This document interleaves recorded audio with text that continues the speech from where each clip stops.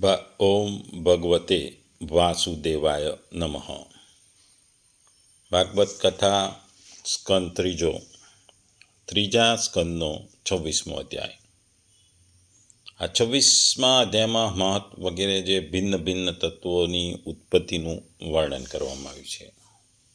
સાંખ્ય યોગની જે વાત ગયા અધ્યાયથી ચાલુ થઈ હતી એ ત્રિવિધ વિગતવાર અહીં જણાવવામાં આવી છે. આપણે જોઈએ છે કે વૃક્ષ હોય, આ વૃક્ષ ક્યાંથી ઉગે? તો એક નાનું બીજ જમીનમાં વાવો એટલે વૃક્ષ ઉગે. આ વૃક્ષ મોટું થાય, નાનું હોય, ધીરે ધીરે મોટું થાય, વર્ષો તેમ મોટું થાય. આ વૃક્ષને મૂળ હોય, થડ હોય, ઉપર બધી શાખા હોય, ઉપર શાખા ઉપર પાન હોય, પાનની જોડે ફળ હોય, ફૂકે ફૂલ હોય. એ પાણી, જમીન અને સૂર્યના પ્રકાશથી આ ત્રણેયથી એનો વિકાસ થાય છે. એ જ રીતે જે મહત્તત્વ છે, કોસ્મિક ઇન્ટેલિજન્સમાંથી અહંકાર, મન, ઇન્દ્રિયો, પંચમહાભૂત આ સમગ્ર સૃષ્ટિ અને શરીરને વિકસે છે. આ વૃક્ષનું જે મૂળ છે એ રૂટ એટલે કે જે મૂળ જીવ છે એ ભગવાન છે. તેની ભક્તિ દ્વારા મૂળને પાણી આપવું, હરિનું નામ રડવું એ જ સાચું કાર્ય છે. આવી વાત જોઈએ તો કોમ્પ્યુટરની આપણે કરીએ. આપણે જોઈએ છે રૂટીનમાં આજકાલના યુવાનો કોમ્પ્યુટરમાં રચ્યા પડતા હતા. એટલે ઘણી વખત માતા પિતા કહે છે કે તું આખો દિવસ કોમ્પ્યુટરની સામે બેસી રહે છે, કઈ રીતે તું કામ કરે છે? ત્યારે કહેતા હોય છે કે આજના જમાનાના બાળકોએ આજ મારી ગીતા છે, આજ મારું ભાગવત છે. કારણ કે એમનું કર્મ એ કોમ્પ્યુટર સાથે સંકળાયેલું છે. એટલે આજના યુવાનો પોતાના માતા પિતાને જવાબમાં કહે છે કે આજ મારું કર્મ છે, આજ મારી ભગવદ્ ગીતા છે, આજ મારું ભાગવત છે. આપણે જોઈએ છે કે કોમ્પ્યુટરમાં હાર્ડવેર હોય, એ પ્રકૃતિ આપણે જે કહીએ છીએ એની સાથે આ કોમ્પ્યુટરના 24 ભાગો, જેમ કે આપણે પંચમહાભૂત, પંચમાત્રા, પંચ જ્ઞાનેન્દ્રિયો, પંચ કર્મેન્દ્રિયો, મન, બુદ્ધિ, અહંકાર, મહત્તત્વ. એટલે પંચમહાભૂત જેમ હોય છે મધરબોર્ડ, પ્રોસેસર, મેમરી એ વગેરે આવે. પંચમાત્રામાં ડેટા, સિગ્નલ, કોડ. પંચ જ્ઞાનેન્દ્રિયોમાં કીબોર્ડ, માઉસ, સ્કેનર. પંચ કર્મેન્દ્રિયોમાં monitor, printer, speaker, network card, USB port. મન એટલે ઓપરેટિંગ સિસ્ટમ, બુદ્ધિ એટલે CPU જે સેન્ટ્રલ પ્રોસેસિંગ યુનિટ, અહંકાર એટલે યુઝર એકાઉન્ટ ને મહત્તત્વ એટલે વીજળી. પુરુષ એટલે પ્રોગ્રામ, તમે. એટલે આમ જુદા જુદા કોઈ પણ વસ્તુ હોય, સજીવ હોય, નિર્જીવ વસ્તુ હોય, એમાં જુદા જુદા તત્વોનું મિશ્રણો, એના મિશ્રણથી આખી સિસ્ટમ ચાલતી હોય છે. કોમ્પ્યુટર જે પ્રકૃતિ જે જળ છે, પોતે કંઈ કરી શકતું નથી. પ્રોગ્રામ જે પુરુષ આત્મા છે, એ ચેતન છે, એ કર્તા છે. આ બંને સંયોગથી કામ કરે છે. પણ તમે કોમ્પ્યુટર નથી, તમે પ્રોગ્રામ છો. એટલે કે આત્મક સાક્ષાત્કાર એ છે કે હું બોડી નથી, હું આત્મા છું. જેમ હું કોમ્પ્યુટર નથી, હું પ્રોગ્રામ છું. આવી જ વાત ઘણા બધા ઉદાહરણમાં આપીએ છીએ. એ જ વસ્તુ સમજાવવાની અહીં પ્રયાસ કરવામાં આવ્યો છે કે ભાઈ જુદા જુદા ગુણો, પ્રકૃતિ અને મનુષ્યના ગુણો ભેગા થઈને આ પ્રકૃતિના રચના થાય છે, પ્રકૃતિનું વર્ણન થાય છે. એટલે આ અધ્યાયમાં ઘણી બધી વસ્તુઓ શીખવાની છે, ઘણી બધી વસ્તુઓ જાણવાની છે. આ અધ્યાય થોડો લાંબો પણ છે. 72 જેટલા શ્લોક આવેલા છે. આ 72 જેટલા શ્લોકોને આપણે અહીં ખૂબ જ સંક્ષિપ્તમાં જ સમજીશું અને સંક્ષિપ્તમાં સમજવાનો પ્રયત્ન કરીશું. એટલે આપણે જોયું કે જે તૃતીય સ્કંદ છે આ ભાગવદ્ ગીતાના 25મા અધ્યાયથી કપિલ ગીતાનો પ્રારંભ થાય છે. 3 અધ્યાયમાં વેદાંતનું કથન છે, ત્યારબાદ ભક્તિનું કથન છે, અને પછી સંસાર ચક્ર, અને એમ 33મા અધ્યાય સુધી આ કપિલ ગીતા ચાલે છે. જે સત્પુરુષો, કપિલદેવ આગળ કહે છે કે જે સત્પુરુષો મારા વિશે ભક્તિ દ્રઢ કરે છે અને કેવળ મારો જ આશ્રય લે છે, તેમને ત્રણેય પ્રકારના ગુણધર્મો દુઃખ દેતા નથી. મારી અનેક લીલાઓ છે. સૃષ્ટિ રચના કરવાથી માંડી જે લીલાઓ કરું છું તેનું ચિંતન કરવાથી મારા પ્રત્યે ભક્તિ ઉત્પન્ન થાય છે. પરિણામે વિષયો સુખો ઉપર વૈરાગ્ય ઉત્પન્ન થાય છે અને યોગ અભ્યાસ દ્વારા પુરુષ પોતાના શરીરમાં સર્વ આત્મરૂપી મારાને મને સાક્ષાત્કારથી પામે છે. પછી દેવહૂતિ કહે છે, હે ભગવાન, મને આવો યોગ કેમ કરીને સમજાવશો? હું તો સ્ત્રી જાતિ છું, તેથી માત્ર ભક્તિ જ વડે આપને ભજી શકું. યોગનું તત્વજ્ઞાન અઘરું છે, તો હું સુખેથી અને સરળતાથી સમજુ એવી રીતે સમજાવ. પછી કપિલ ભગવાન કહે છે, માતા, શ્રી હરિ વિશે સ્વાભાવિકપણે ઇન્દ્રિયો વર્તે તેમ તેને ભક્તિ કહેવાય અને ભક્તિને મુક્તિના કરતાં પણ ઉત્તમ ગણી છે. મારા ભક્તો મુક્તિની ઈચ્છા રાખતા નથી, છતાં હું એમને વૈકુંઠનું સુખ અવશ્ય આપું છું, કારણ કે હું સર્વ પ્રાણીઓનો આત્મા છું. મારો આશ્રય કર્યા વિના સંસારનો ભય દૂર થતો નથી. મારા ભયથી પવન વાય છે, સૂર્ય તપે છે, વરસાદ વરસે છે, અગ્નિ બળે છે અને મૃત્યુ ફરે છે. પછી કહે છે, એ માતા, હું તમને મોક્ષ આપનારું જ્ઞાન કહું, તમે સાંભળો. તેથી હૃદયની અહંકાર રૂપી જે ગાંઠો છે એ તૂટી જશે. અનાદિ આત્મા છે, તેને જ પુરુષના નામે ઓળખાય છે. તે પુરુષ વડે આ સર્વ જગત પ્રકાશે છે. આ પુરુષે સત્વાદી 3 ગુણોવાળી અને પોતાની લીલાથી ઉત્પન્ન કરેલી પ્રકૃતિને સ્વીકારી. પ્રકૃતિ જ્ઞાનને ઢાંકનારી છે, તેથી તે પુરુષ પોતાના સ્વરૂપ જ્ઞાન ભૂલી જાય છે. સર્વ કર્મ પ્રકૃતિના ગુણોથી જ કરાય છે, છતાં પુરુષ અધ્યાસને લીધે પોતે કરતા છે એમ માને છે. પુરુષ તો અકર્તા છે, માત્ર સાક્ષી છે. જેમ આપણે કોમ્પ્યુટરમાં જોયું કે કોમ્પ્યુટર એ મેન છે, પણ પ્રોગ્રામર તમે છો. વૃક્ષના પાંદડાને ફૂલ આપણે કહીએ છીએ, એને કંઈ મહત્વ નથી, પણ જે મૂળ છે એ ભગવાન છે. એમાં પાણી એનું આત્મા સિંચન કરવામાં આવે છે. જ્ઞાનનું સિંચન એ પાણી પાવો, ખાતર નાખો. પછી આગળ ભગવાન કહે છે, પુરુષ અને પ્રકૃતિ બંને અનાદિ છે, પણ પુરુષ ચેતન છે અને પ્રકૃતિ જળ છે. આ જળ ચેતન બેઉ ક્યારે આવીને ભેગા થઈ જાય છે તે કોઈ કહી શકતું નથી. સંલગ્ન થયેલા પુરુષ અને પ્રકૃતિમાં ત્રિગુણથી જે આંદોલન ઊભા થાય છે તેને વિકાર કહેવાય છે. કાર્ય, કારણ અને કર્તૃત્વ પ્રકૃતિ આપે છે. તેનું ભોક્તૃત્વ કોના ઉપર છે? ભોગતાપણું તો સજીવ છે, ભોજન નિર્જીવ છે. ખાનાનું મોઢું પણ જળ છે, જળ વસ્તુનો સ્વીકાર જળ કરે છે. આમ ક્રિયા કોની? ક્રિયા ચૈતન્યની. મોઢું ભોજન સ્વીકારતું થયું, તેને ચાવતા એમાં સ્વાદનો આનંદ આવતો ગયો. સ્વાદ લેનાર પ્રકૃતિ નથી, ખાધું તેનો સ્વાદ માણનાર ચૈતન્ય છે. એકત્ર થઈને ચાલીને ભોજન ક્રિયા થઈ, આ ક્રિયાનો આનંદ પુરુષ ભોગવે છે. આમ પ્રકૃતિના તત્વો કામે લાગ્યા ત્યારે ક્રિયા થઈ. પ્રકૃતિ તો તેના તત્વોમાં ફર્યા કરે છે અને ક્રિયા કર્યા કરે છે, પણ ક્રિયાનો ભોગતા તો પુરુષ છે. પ્રકૃતિના સ્વરૂપ ઓળખવા જેવા છે. એક આવરણ શક્તિ છે અને બીજી વિક્ષેપ શક્તિ છે. તે પૈકીની જે આવરણ શક્તિ છે એ જ જીવનને ઉપાધિરૂપ અવિદ્યા છે. વિક્ષેપ શક્તિ એ પરમેશ્વરની જે એક માયા છે એ છે. પ્રકૃતિને વશ થઈને જે સંસારને પામ્યા કરે છે તેને જીવ કહેવાય છે, અને જે પ્રકૃતિને વશમાં રાખે છે એને ઈશ્વર કહેવાય છે. એટલે સંસારને પામ્યા કરે છે જીવ છે, અને જે પ્રકૃતિને આખી પ્રકૃતિને વશમાં રાખે છે એ પરમેશ્વર એટલે કે ઈશ્વર છે.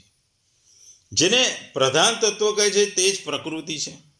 આ પ્રધાનના કાર્યરૂપ સમુદાયમાં 24 તત્વો આવેલા છે.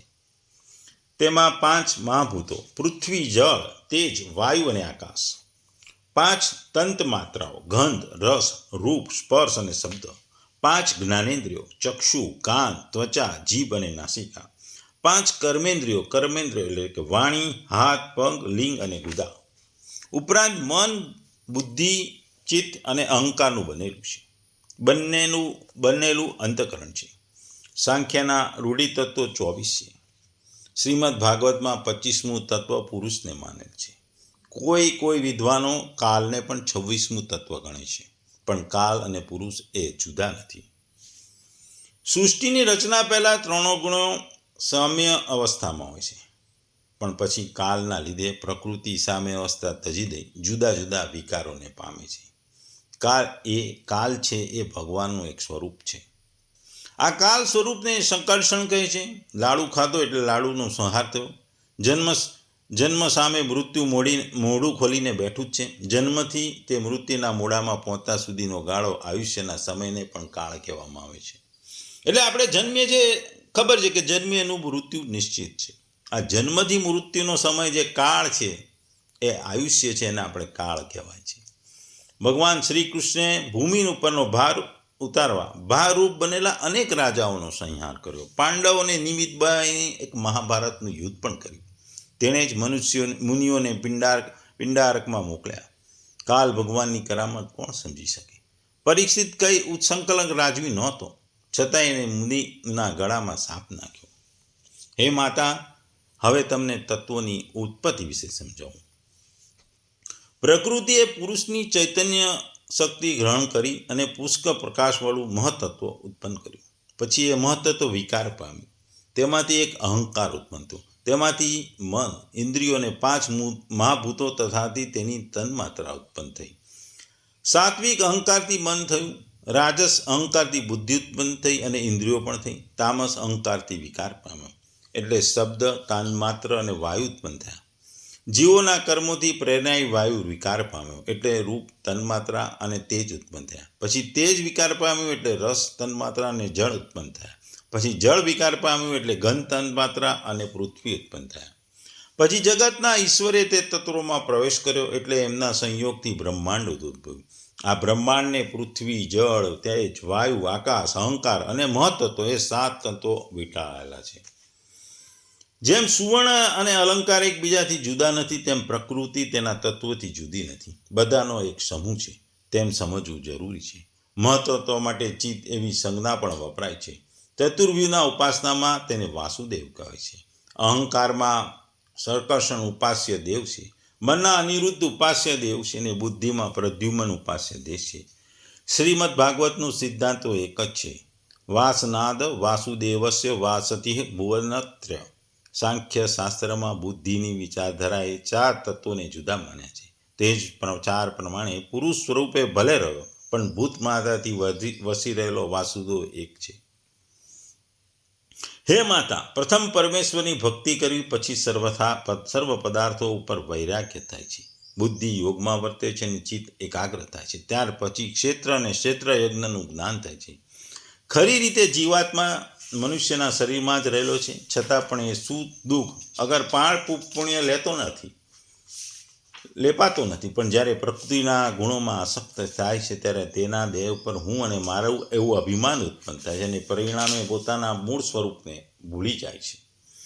માટે જ આસક્ત થયેલો ચિત્તને દ્રઢ ભક્તિ યોગથી, તીવ્ર વૈરાગ્યથી ધીમે ધીમે વશ કરું છે. મારામાં શ્રદ્ધા રાખવી, મારી કથાઓ સાંભળવીમાં સંતોષી રહેવું, મનનશીલ થવું, આ સર્વ ઉપાધિ મુક્ત થયેલા મનુષ્યને શુદ્ધ આત્માના દર્શન કરે છે. આસક્તિ એ વ્યવહારનું મોટામાં મોટું બંધન છે. આ આસક્તિનો જો સાધુ સંઘ પ્રત્યે વાળી હોય તો મોક્ષનું દ્વાર ખુલ્લું જ છે. જ્ઞાન વૈરાગ્ય સંપન્ન લોકોની સંગ રાખવાથી ચિત્તની મલિનતા નીકળી જાય છે. માટે હે માતા, જો આસક્તિ રાખવી હોય તો મને એકને જ પકડી રાખો. હું અંદર બેસી સુકાન પકડી રાખું છું. તમારી નાવડીને નિર્વાણના નામના કેન્દ્ર સુધી પહોંચાડી દઈશ. આકાશમાં ઉગતા સૂર્યનું પ્રતિબિંબ પ્રથમ જળમાં પડે છે. ત્યાંથી પરિવર્તિત થઈ ભીત પર પડેલું પ્રતિબિંબ જોઈ મનુષ્ય જળ તરફ જુએ છે. આ જળ દ્વારા આકાશના અને સૂર્યને જોવા પામે છે. આ રીતે આત્મા પ્રથમ ત્રિગુણાત્મક અહંકારને જુએ છે. અહંકારના સ્વરૂપને મન, ઇન્દ્રિયો અને આ શરીર પ્રથમ તેને ઓળખ્યા પછી અહંકાર દ્વારા બ્રહ્મને ઓળખી શકાય છે. દેવોથી આ પ્રકૃતિની પુરુષની અગોચર લીલા બરાબર ન સમજાઈ, એટલે એમણે પ્રશ્ન કર્યો, હે ભગવાન, પ્રકૃતિ અને પુરુષ એકબીજા વિના રહી શકતા નથી. બંને નિત્ય છે. પુરુષની સહાય વિના પ્રકૃતિનું રૂપ ઉઘડતું નથી. પ્રકૃતિ વિના પુરુષનું પ્રાગટ્ય થતું નથી. આવી ઓતપ્રોત થયેલી પ્રકૃતિ પુરુષને છોડે છે કેમ? અને જો ન છોડે તો મુક્તિ કેમ સંભવે? આ વસ્તુનું સમાધાન કરવા કપિલદેવ બોલ્યા, હે માતા, જેમ અગ્નિ વડે ઉત્પન્ન કરનારું કાષ્ઠ પોતાનાથી ઉત્પન્ન અગ્નિ વડે જ નાશ પામે છે, તેમ પ્રકૃતિ પણ ધીમે ધીમે અદૃશ્ય થાય છે. નિષ્કામ સર્વધર્મના આચરણથી, નિર્મળ મનથી, તીવ્ર ભક્તિથી, અતિશય વૈરાગ્યથી, અષ્ટાંગ યોગથી અને આધ્યાત્મ દ્વારા પુરુષની પ્રકૃતિ રાત દિવસ ક્ષીણ થતી જાય છે અને અંતે આત્મજ્ઞાન થતાં સર્વે સંશયોનો નાશ પામે છે અને તે પુરુષ પછી આ સંસારમાં ફરી આવતો નથી. પ્રકૃતિનો પરાભવ કરવાનો એક જ સરળ રસ્તો છે, મારા તરફ મોઢું ફેરવો, અને મોઢું ફેરવવા કરવાથી તમને મારા નામનું રટન કરવાથી તને મોક્ષ તરફ મળશે. એટલે અહીં વસ્તુ એવી છે કે ભગવાન ને એમની માતાના જે સંવાદ છે, જે સાંખ્ય યોગની ગયા અધ્યાયથી જે કપિલ ભગવાને શરૂઆત કરી હતી એની અહીં વિસ્તૃત વાત કરવામાં આવી છે. મુખ્ય વક્તા ભગવાન કપિલદેવ જે વિષ્ણુના અવતાર છે, શ્રોતા દેવતી કે કપિલદેવની માતા છે, સ્થળ છે કંદર મુનિનો આશ્રમ, અને વિષય છે સાંખ્ય યોગ, તત્વજ્ઞાન, પ્રકૃતિ અને પુરુષનું વિજ્ઞાન. જો આ અધ્યાયનું વાત કરીએ તો આપણે કીધું કે ઘણી બધી વસ્તુઓ જીવનમાં હોય છે, પણ આ અધ્યાય એક મહત્વની વસ્તુ છે કે એ છે કે આત્મા એક સ્વતંત્ર છે અને પ્રકૃતિ એ બંધન છે, અને ભક્તિ સહિત જે જ્ઞાન છો એ જ મોક્ષનો માર્ગ છે. જ્ઞાન, વૈરાગ્ય અને ભક્તિ આ ત્રણ મુક્તિનો માર્ગ છે. અહીં 1 થી 3 શ્લોકમાં દેવહૂતિ પ્રશ્ન કરે છે કે પ્રભુ, આ જીવ કઈ રીતે બંધાય છે, પ્રકૃતિ, પુરુષ અને તત્વો શું છે, અને મુક્તિ કેવી રીતે મળે છે. આ મુક્તિ એટલે કે મોક્ષ, આ આપણા સનાતન સંસ્કૃતિમાં એક મૂળ પ્રશ્ન છે કે દરેકને મુક્તિ જોતી હોય છે, મોક્ષ જોતો હોય છે. આના જવાબમાં ભગવાન કપિલદેવ આરંભિક ઉપદેશ આપે છે, જે 4 થી 6 શ્લોકમાં છે. કહે છે, હું તને સાંખ્ય જ્ઞાન કહું છું, જેનાથી તારી અજ્ઞાનતાનો નાશ થાય છે, અને અજ્ઞાનતા દૂર થતાં ઓટોમેટિક મોક્ષનો માર્ગ ખુલે છે. મોક્ષ માટે અંધશ્રદ્ધા નહીં, તત્વજ્ઞાનની જરૂર છે. આપણા સનાતનમાં ઘણી વખત અંધશ્રદ્ધા ઘણી જગ્યાએ ઘર કરી ગઈ છે. એ અંધશ્રદ્ધાને ખોટી રીતે આપણા સંસ્કૃતિ સાથે જોડવામાં આવી છે. આપણે ત્યાં શ્રદ્ધાની વસ્તુ મહત્વ છે, અંધશ્રદ્ધાનું કોઈ મહત્વ નથી. અને અંધશ્રદ્ધા જ્યારે જ નહીં હોય જ્યારે જે તત્વજ્ઞાન તમે મેળવશો. પછી ભગવાન પુરુષ આત્માનું સ્વરૂપ કહે છે કે આત્મા જે અજર છે, અમર છે, સદા સાક્ષી છે, કરતા નથી. દેહ અને મન અને બુદ્ધિથી એ આત્મા અલગ છે. એટલે આપણે આગળ ઘણી જગ્યાએ ગીતામાં કહ્યું છે કે આત્મા અમર છે. એટલે આપણે જો જોઈએ તો જીવનમાં આપણે આત્માને ઓળખવું હોય તો કોઈ કલાકાર મૂવીમાં કામ કરે, એનું પાત્ર ભજવે અભિનેતા તરીકે, તો એ મૂવીમાં એ પાત્ર બીજાનું ભજવે છે, પોતાનું નથી. પોતે તો માત્ર પાત્ર નથી, પોતે તો એક કલાકાર છે, અભિનેતા તરીકે નાટક કે સિનેમા અભિનેતા પાત્ર ભજવે, પરંતુ પોતે પાત્ર નથી. તેમ આત્મા પણ એવું છે. પછી 10 થી 13 શ્લોકમાં પ્રકૃતિને સ્વરૂપ પાછું છે કે કહે છે કે પ્રકૃતિ જળ છે, ત્રિગુણાત્મક છે, સત્વ, રજસ અને તમસ આ 3 ગુણથી બનેલી છે, જે આત્માને બંધનમાં રાખે છે. આત્મા પ્રકૃતિને સ્પર્શે ત્યારે જીવ ભાવનો જન્મ થાય છે. પછી આગળ કે છે પ્રકૃતિમાં સૌપ્રથમ મહત્તત્વ ઉત્પન્ન થાય છે, જે બુદ્ધિનું સૂક્ષ્મ સ્વરૂપ છે. જો બુદ્ધિ શુદ્ધ હોય તો મોક્ષ તરફ જવાય, અને અશુદ્ધ હોય તો બંધન તરફ થાય. એટલે મોક્ષ માટે બુદ્ધિની જરૂર છે, ભક્તિની જરૂર છે. તમારી બુદ્ધિ સાચી, સરળ હોય, શુદ્ધ હોય તો મોક્ષ મળે છે. બુદ્ધિ અશુદ્ધ હોય તો તમે ખોટા બંધનો તરફ મોહ માયામાં પડો છો. આપણે ખબર છે કે સત્ય તમે બોલો તો હંમેશા તમારે જિંદગીમાં ખોટું બોલવું નથી પડતું, પણ એક જૂઠને છુપાવવા માટે અનેક જૂઠ બોલવા પડે છે.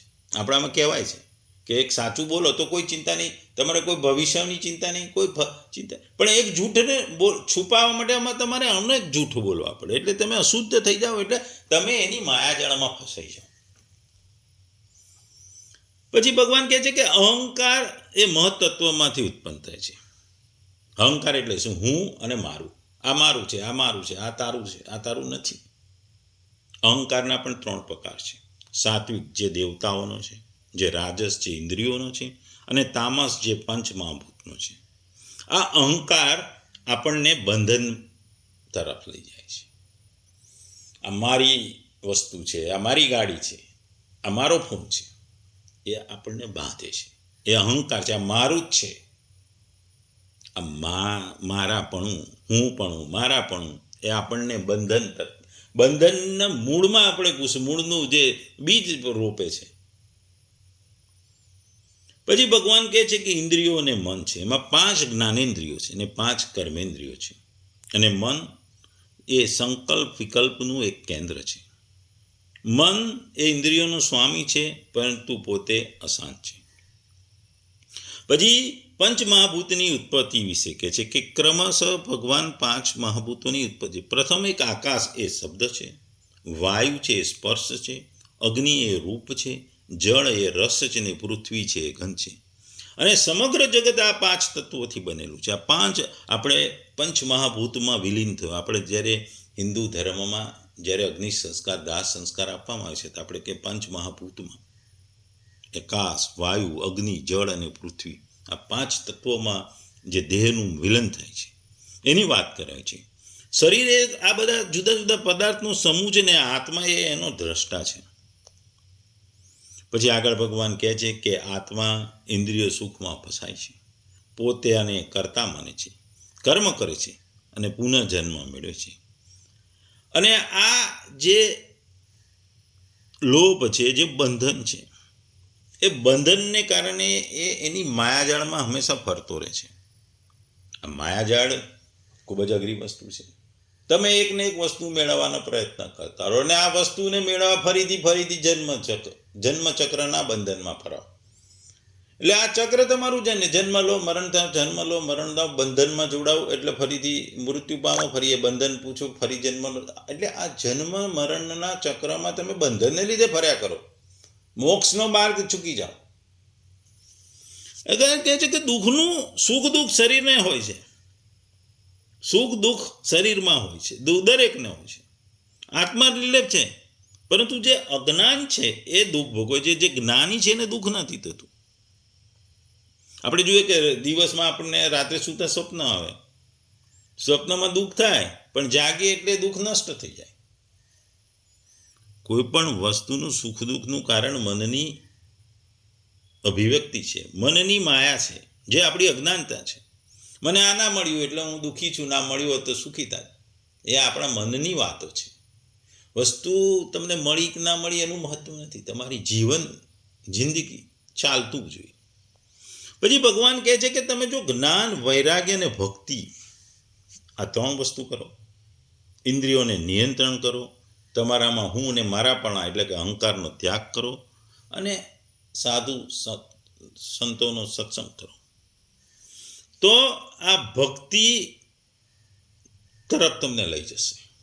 અને એ ભક્તિ આ વસ્તુ તમને મુક્તિના માર્ગ તરફ અગ્રેસર છે. જ્ઞાન જરૂરી છે, વૈરાગ્ય જરૂરી છે, ભક્તિ, ભગવાનની ભક્તિ જરૂરી છે. તમારી ઇન્દ્રિયોની નિયંત્રણ એટલે સુખ દુઃખની તમારી ઇન્દ્રિયો નિયંત્રણ કરો એટલે સુખ દુઃખની વ્યાખ્યા તમારામાંથી જતી રહે. હું ને મારાપણાનો ત્યાગ કરો એટલે અહંકારનો ત્યાગ થઈ જાય. અને સાધુ સંતોનો સત્સંગ કરો એટલે સાચી વસ્તુ આપણામાં કહેવાય છે કે સાચી વસ્તુ જ્ઞાન મળે એટલે આ તમને ભક્તિ એકદમ તમને મુક્તિના માર્ગ તરફ લઈ જાય. સત્સંગનું બહુ મહત્વ છે.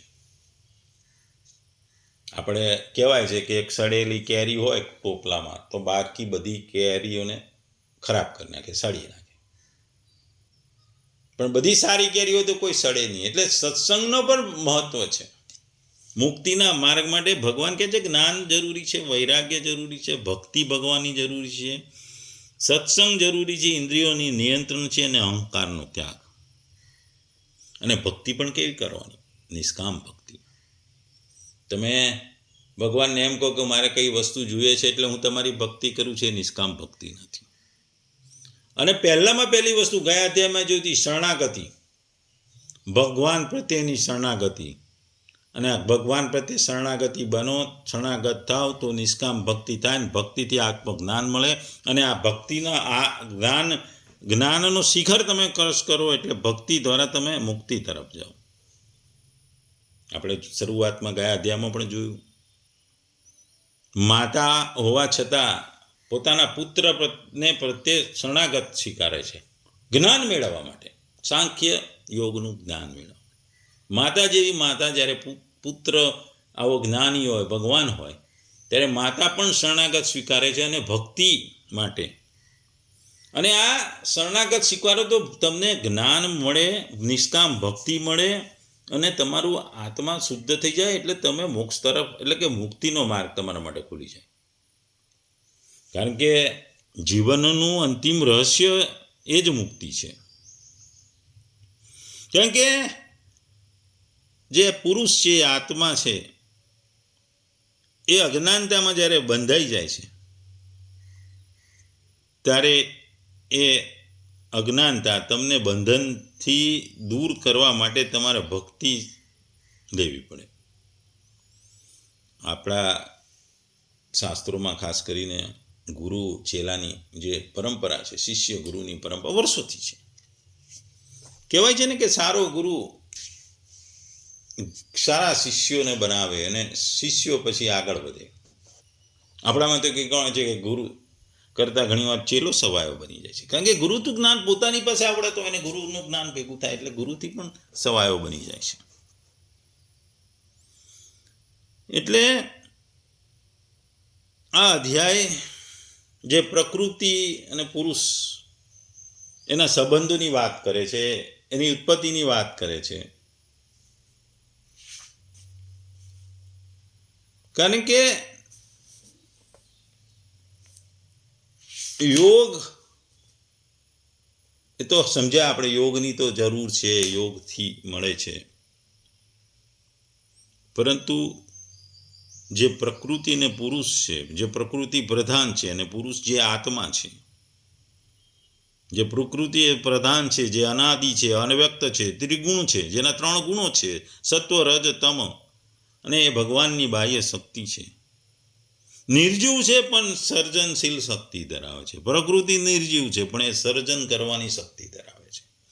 જ્યારે બીજું પુરુષ ચેતન તત્વ છે, સાક્ષી ભાવે રહે છે, ભોગતા છે પણ કરતા નથી, અવિનાશી અને અજન્મા છે. એટલે આ પ્રકૃતિ અને પુરુષનું જે કોમ્બિનેશન છે, એક નિર્જીવ છે, એક સજીવ છે, છતાં પણ જોર. આપણે વાર્તામાં વાંચતા હોય છે કે એક લંગડો ને આંધળો જે કામ કરતા હોય છે, એની જે વાત આપણે પંચતંત્રમાં વાંચી છે, તેમાં પ્રકૃતિ અને પુરુષ સંયોગથી સૃષ્ટિ બને છે. આપણે જોઈએ કે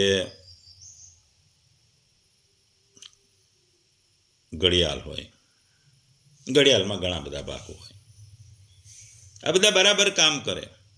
જેમ પ્રકૃતિના 24 તત્વો કરે એના બધા પાર્ટ્સ બરાબર કામ કરે તો જ ઘડિયાળ ચાલે. ઘડિયાળ સમય બતાવે, સમય એટલે કાળ બતાવે, એ 25મું તત્વ થાય. પણ ઘડિયાળને બનાવનાર અને તેને ચલાવનાર ઘડિયાળ વોચમેકરમાં પરમ પુરુષ ભગવાન છે, જે બધું નિયંત્રિત કરે છે પણ એમાં જોડાતો નથી.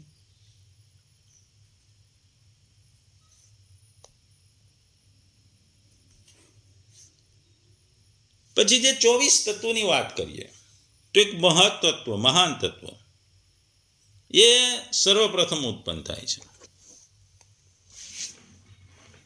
એમાં મૂળ બુદ્ધિ તત્વનો આધાર છે, સત્વગુણ પ્રધાન છે, વિવેક અને જ્ઞાનનું કેન્દ્ર છે. પછી બીજો અહંકાર, મહત્વમાંથી 3 પ્રકારના અહંકાર ઉત્પન્ન થાય. સાત્વિક અહંકાર મન અને 10 ઇન્દ્રિયોથી ઉત્પન્ન થાય છે, દેવતાઓની ઉત્પત્તિ છે, શુદ્ર અને પ્રકાશમાન છે.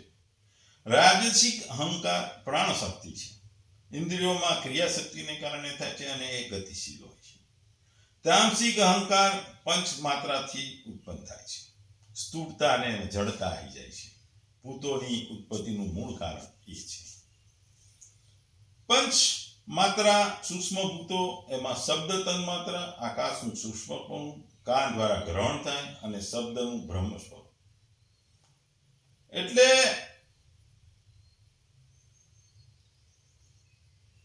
આપણે ગાડી હોય, કોઈ ડ્રાઈવર હોય, એની ગાડી હોય, ગાડી લે કોઈ વ્યક્તિ તો ખુશ થઈ જાય, આખો દિવસ કારને ધોવે, પોલિશ કરાવે, રખડે, એક્સિડન્ટ થાય એટલે માણસને આંસુ આવી જાય. કારને એક્સિડન્ટ થાય એટલે કારને નુકસાન થાય. એટલે માણસ જે બંધનથી બંધાયેલો હોય એને દુઃખ થાય, એ રડે. તો આ ઉદાહરણમાં જોઈએ તો કારના ભાગ હોય, એમાં શરીરના જે 24 તત્વો છે, એવી રીતે મહાભૂતો, જો 5 મહાભૂતો ગણી તો પૃથ્વી કારની બોડી, જળ કુલન્ટ છે, પેટ્રોલ છે, તેલ છે, અગ્નિ એન્જિન, વાયુ એટલે એર કન્ડિશન ટાયરમાંની હવા, અને આકાશ કારની અંદરની જગ્યા. અને 5 જ્ઞાનેન્દ્રિયો જોઈએ તો આંખ એ હેડલાઇટ છે, કાન છે હોર્ન સાંભળવાની સિસ્ટમ, નાક છે સ્મોક ડિટેક્ટર, જીભ છે ફ્યુઅલ સેન્સર પેટ્રોલની ક્વોલિટી, અને ત્વચા એ સેન્સર પાર્કિંગ સેન્સર. કર્મેન્દ્રિયો ગણીએ તો હાથ સ્ટીયરિંગ છે, પગ એક્સિલેટર છે જે બ્રેક મારે છે, વાણી એ હોર્ન છે, ગુદા એ એક્સપોઝ ટાઈમ છે, અને ઉપસ્થ નવા ભાગો બનાવવાની ક્ષમતા છે. મન એટલે ઓટો પાયલટ સિસ્ટમ છે, બુદ્ધિ એટલે ઇલેક્ટ્રોનિક્સ કંટ્રોલ યુનિટ છે, અહંકાર એટલે અમારી કાર છે નો ભાવ, અને પ્રકૃતિ આખી કારનો મિકેનિઝમ. પણ ડ્રાઈવર આત્મા છૂટે છે. કાર એક્સિડન્ટ નહીં થાય પણ ડ્રાઈવર બચી શકે, નવી કાર લઈ શકો. એટલે હું કાર નથી, હું ડ્રાઈવર છું, એ આપણો આત્મ સાક્ષાત્કાર છે. એટલે કોઈ પણ વસ્તુમાં આ ગુણો બધા ભેગા થાય તો જ પ્રકૃતિ અને માણસની વચ્ચેનો જે કોમ્બિનેશન છે એ વર્ક કરે. તમે એમને એમ કશું કરી શકો નહીં, કારણ કે તમારે આ વસ્તુ તો જાણવી પડે, ઉત્પત્તિ જાણવી પડે. આ પ્રકરણ આ સ્કંદનું ખૂબ જ અગત્યનું પ્રકરણ છે, કારણ કે અહીંયા પ્રકૃતિના મૂળ તત્વોનું નિરૂપણ કરવામાં આવ્યું છે, તત્વો વિશે માહિતી આપવામાં આવી છે. આપણને આ અધ્યાયમાંથી ઘણી વસ્તુ શીખવું. પહેલી તો સાંખ્યનો ઉદ્દેશ જાણવા મળે છે. ભગવાન સમજાવે છે કે આત્મજ્ઞાન પ્રાપ્ત કરવા માટે અને સંસારના બંધનોમાંથી મુક્ત થવા માટે તત્વનું જ્ઞાન જરૂરી છે. આ સાંખ્ય યોગ એટલે વિવિધ સૃષ્ટિના વિવિધ તત્વોનું એ વિશ્લેષણ છે, જે જીવને પ્રકૃતિ અને પુરુષ વચ્ચેનો ભેદ સમજાવે છે, આત્મા અને પરમાત્માનો ભેદ સમજાવે છે. બીજું અહીં પુરુષ અને પ્રકૃતિની વાત છે. આ બે મુખ્ય શક્તિઓ છે. પુરુષ એટલે કે આત્મા પરમાત્મા, તે અવિનાશી છે, નિર્ગુણ છે, સાક્ષી છે, પોતે કંઈ કરતો નહીં, પરંતુ તેની હાજરી એ પ્રકૃતિને કાર્યરત કરે છે. અને બીજી વસ્તુ પ્રકૃતિ જે આપણી માયા છે, જે જડ છે, પણ 3 ગુણો જે રજત, તમસ અને સત્વથી બનેલી છે. જ્યારે પુરુષ પ્રકૃતિ પર દ્રષ્ટિ કરે છે ત્યારે સૃષ્ટિનું સર્જન થાય છે.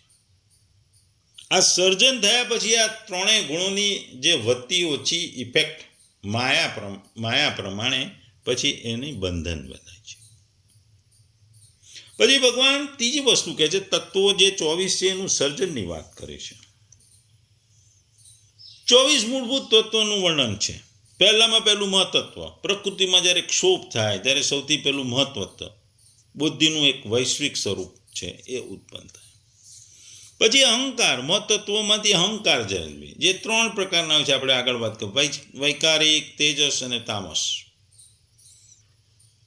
પછી તામસ અહંકારમાંથી આકાશ તેનો ગુણ શબ્દ છે એ પ્રગટ થાય છે, વાયુ તેનો ગુણ સ્પર્શ છે એ પ્રગટ થાય છે, તેજ અગ્નિ એમાંથી રૂપ પ્રગટ થાય છે, જળ છે રસ છે જેનો ગુણ એ પ્રગટ થાય છે, પૃથ્વી તેનો ગુણ ગંધ છે આ ઉપરાંત 5 જ્ઞાનેન્દ્રિયો, કાન, ત્વચા, આંખ, જીભ, નાક અને 5 કર્મેન્દ્રિયો, વાણી, હાથ, પગ, ગુદાની ઉપસ્થિતિની ઉત્પત્તિ ભગવાન સમજાવે છે. જ્યારે આ બધા તત્વો, મહત્ત્વ, અહંકાર, મન, ઇન્દ્રિયો, કર્મેન્દ્રિયો વગેરે છૂટા હતા ત્યારે સૃષ્ટિની રચના બનતી નથી, શક્ય નથી. ત્યારે ભગવાને પોતાની શક્તિથી આ બધા તત્વોને એકઠા કર્યા અને એક અંડ બ્રહ્માંડની રચના થઈ અને એમાંથી એક મહાપુરુષ, વિરાટ પુરુષ પ્રગટ.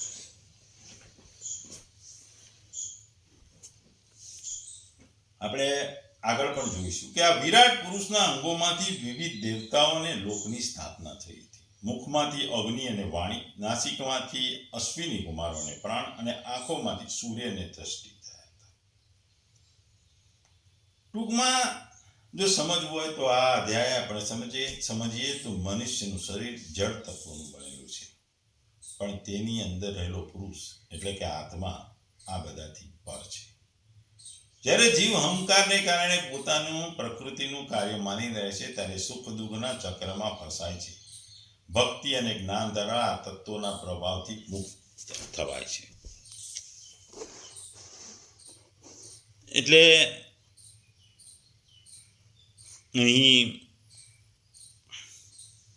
ભગવાન કપિલદેવ પોતાની માતાને જે તત્વોની ઉત્પત્તિ અને પંચમહાભૂતોની વસ્તુ સમજાવે છે, એમાંથી થતી માયા વસ્તુની, જે માયાથી ગુણો જે પ્રભાવ થાય છે, જે બંધન થાય છે અને પછી બંધનમાંથી મુક્તિ થવી.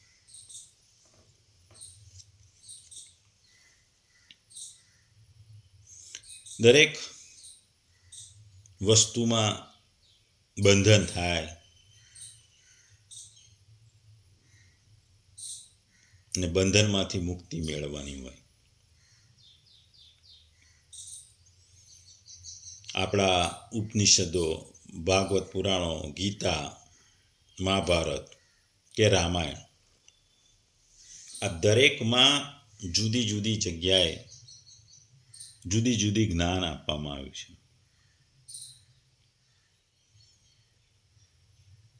રામાયણમાં જોઈએ તો રામ રાવણની યુદ્ધ અને વિભીષણની ભક્તિ.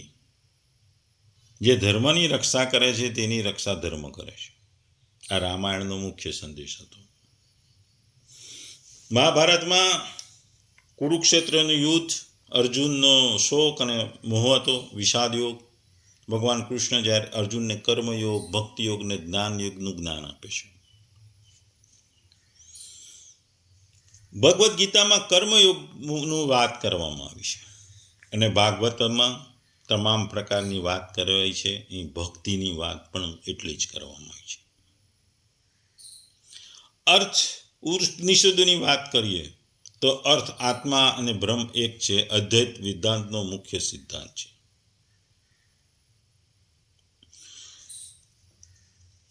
એટલે આપણે જાણીએ છીએ કે જન્મો જન્મ છે, એનો મરણ નિશ્ચિત છે. જન્મથી મરણ સુધી એ આપણું આયુષ્ય છે. આ આયુષ્ય એટલે આપણો કાળ છે કે આટલા કાળ સુધી આપણે જીવ્યા અને આ કાળમાંથી દરમિયાન, જીવન દરમિયાન આ તમામ જ્ઞાનેન્દ્રિયો, કર્મેન્દ્રિયો, આ બધી વસ્તુઓ આપણને મોહ ઉત્પન્ન કરે છે, અહંકાર ઉત્પન્ન કરે છે, માયા ઉત્પન્ન કરે છે. આ બધી માયા, મોહ, અહંકાર આપણને અજ્ઞાનતા તરફ લઈ જાય છે. આપણા જ્ઞાનની સીમાઓ પર એ પડદો અજ્ઞાનતાનો આવી જાય છે. અજ્ઞાનતાને કારણે આપણે લગાવ થાય છે, વસ્તુ પ્રત્યે પ્રેમ થાય છે, વસ્તુનું બંધન થાય છે અને આ મૃત્યુ સુધી એ બંધન રહેતું હોય છે. આ બંધનને કારણે ફરીથી એ વસ્તુ પામવા તમે ફરી જન્મ લો છો અને આ ફરી જન્મ લઈ તમે જે કાળ ચક્ર છે એમાં જન્મ મરણના ચક્રમાં તમે સંકળાયેલા રહો છો, ફરતા જ રહો છો. પણ ભગવાન કહે છે કે આ તમામ તત્વોના અહંકાર, માયા, મોહમાંથી તમારે દૂર થવું હોય, બંધનથી દૂર થવું હોય તમે એ વસ્તુ તત્વજ્ઞાન એટલે જ્ઞાનથી તમે એને દૂર કરી શકો, અજ્ઞાનતાથી નહીં, જ્ઞાનથી. આ જ્ઞાન મેળવવા માટે તમારે શું કરવાનું કે તો તમારે ભક્તિ કરવાની, નિષ્પાક્ષ એકદમ કોઈની આશા વગર, કોઈ પણ ઈચ્છા વગર નિષ્પાપ ભક્તિ કરવાની. ભક્તિ કરવાની, ભગવાનનું નામ દેવાનું, સાધુ સંતોનો સત્સંગ કરવાનો, સારી વસ્તુઓનું ગ્રહણ કરવાનું. અને જ્ઞાન જે છે તમને અંધકારથી દૂર લઈ પ્રકાશ તરફ લઈ જશે. અજ્ઞાનતાના અંધકારને જ્ઞાનના પ્રકાશથી તમારે દૂર કરવાનો, એ ભક્તિ છે. એક તમને આત્મજ્ઞાન થાય છે, તત્વજ્ઞાન મળે છે, તમે બંધનમાંથી છૂટા પડો છો, મોહ માયામાંથી દૂર થાય છો, તમે અહંકારને ભૂલી જાઓ છો, સુખ દુઃખની જે માયા છે એમાંથી તમે બહારી જાઓ. કારણ કે જીવનનું છેલ્લું સત્ય શું છે? સુખ અથવા દુઃખ. અને સુખ દુઃખના ચક્રમાંથી બહાર આવી જાઓ. આ સુખ દુઃખના ચક્રમાંથી તમે બહાર આવો એનું મુખ્ય કારણ ભક્તિ છે. એ ભક્તિ ભક્તિ છે, એ ભક્તિ યોગ છે, સાંખ્ય યોગ તમને આ તમામ વસ્તુઓથી, મોહ માયામાંથી, બંધનમાંથી છૂટા કરે છે અને મુક્તિનો માર્ગ ખોલે છે. મુક્તિનો માર્ગ ખુલી જાય એટલે તમે ધીરે ધીરે તમારા ભક્તિના ચરમસીમાએ, યોગની ટોચ ઉપર પહોંચો. એટલે તમને મુક્તિના માર્ગમાં જે ધીરે ધીરે એક પછી એક પગથિયાં ચડતા તમે મોક્ષને પામો, એ જ વસ્તુ છે.